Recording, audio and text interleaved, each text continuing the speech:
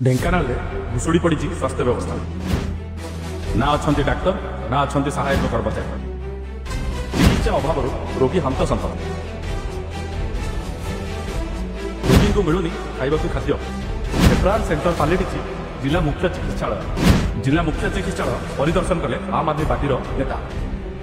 अनियमितता और समस्या को नहीं आप घूरिला सीडीएम केतबे आसिल दिन 3 आसल आज पर्यंत आडमिशन ये शोच कौन होची आपनकर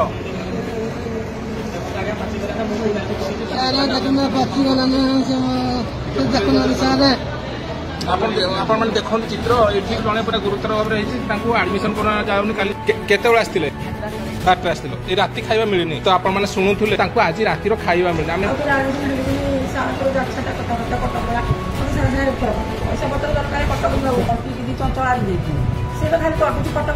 आपण आडमिशन होते के दिन है आडमिशन होता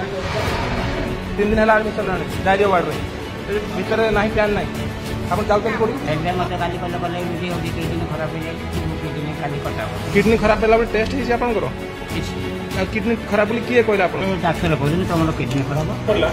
ढेंकानाल मुख्य शिक्षा खाद्य सारणी 12 अनुसार आज हूँ रविवार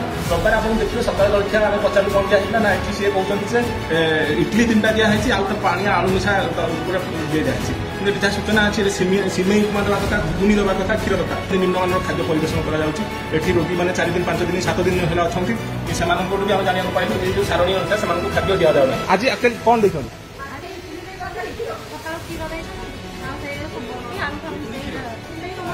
सिमेई पड़ने